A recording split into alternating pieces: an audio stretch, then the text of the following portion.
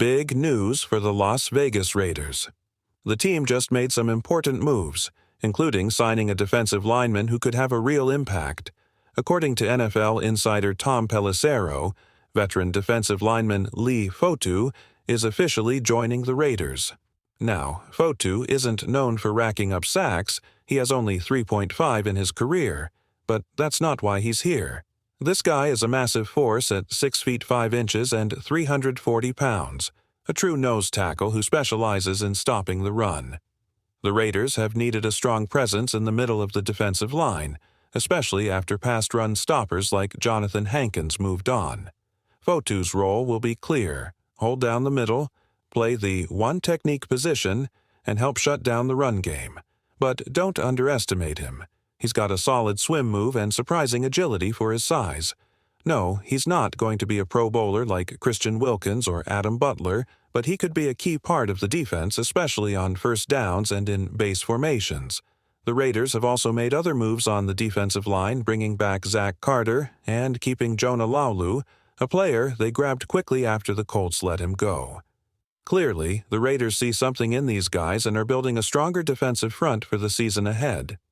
Fotu isn't just here to fill a roster spot. He's going to be part of the Raiders' defensive rotation. Alongside Zach Carter and Matthew Butler, he'll help strengthen the defensive line. Butler, now in his third year, still has potential, and this could be the season he finally proves himself. Fotu, originally drafted by the Arizona Cardinals in the 4th round, has played 58 games in the NFL.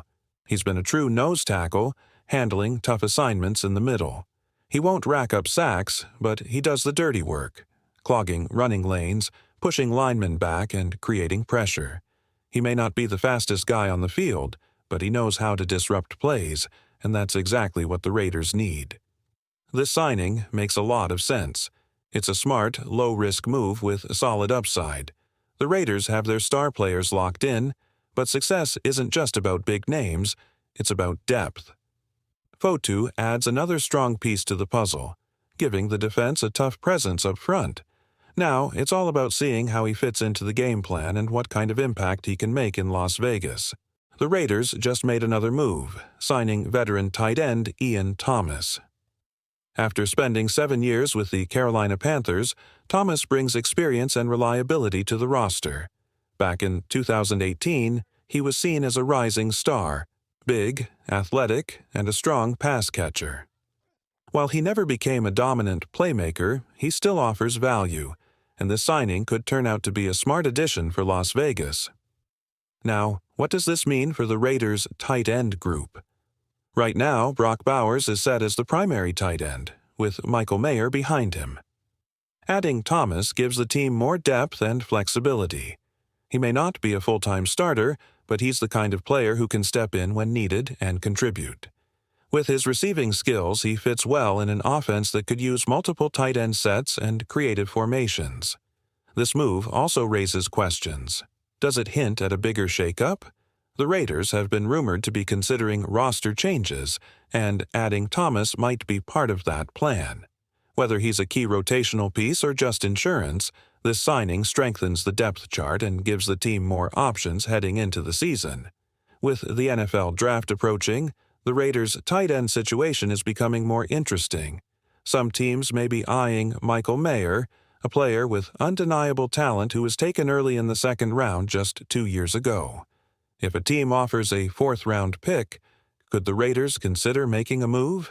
It's possible. General Manager John Spytek could decide to trade Mayer and use that pick to strengthen another position, just like how teams have found solid running backs and role players in later rounds. But here's the thing. Should the Raiders even consider moving on from Mayer? Brock Bowers is locked in as the team's future at tight end, but Mayer still has a ton of potential. He was once projected to be an elite playmaker, and at the very least, he's already proven himself as a strong blocker. Giving up on him too soon could be a mistake, especially if he blossoms into a top-tier tight end elsewhere. Keeping him around for another 2 years could be the smarter move, allowing the team to see if he can develop into the weapon they originally envisioned. As for Ian Thomas, his signing provides insurance and depth. Whether he's here to push Mayer for snaps or simply serve as a reliable backup, his experience adds value to the roster. The Raiders are clearly making calculated moves, and this could be just the beginning of a bigger strategy heading into the draft. The Raiders made a bold move in free agency, offering nearly $7 million per year to linebacker Christian Ellis.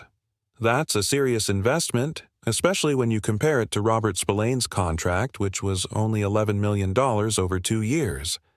The question is, why did the Raiders go all in on Ellis instead of bringing Spillane back for just a bit more?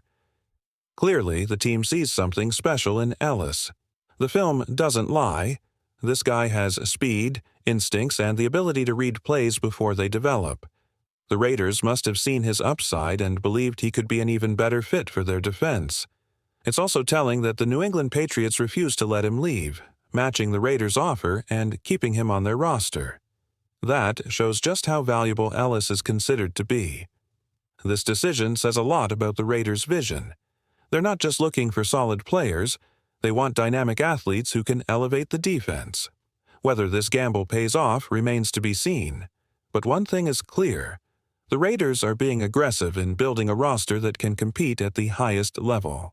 The Raiders have a big decision to make in this draft, and if they're looking for a true game-changer at wide receiver, there's one name that should be on their radar: Kyle Williams from Washington State. Now, you might not hear his name as much as some of the other top prospects, but make no mistake, this guy can flat-out play. When I put on the tape, I saw a receiver who creates separation with ease, runs crisp routes, and knows how to sell his movements to fool defenders. He's got that explosive burst that reminds me of elite receivers like Jamar Chase and Malik Neighbors. If the Raiders are thinking about adding a receiver at pick number 6, and if Travis Hunter is off the board, Kyle Williams should be a serious consideration. Some may argue the Raiders don't need another wideout, but let's be honest. If you had a chance to add a dynamic, game-changing talent to this offense, why wouldn't you take it?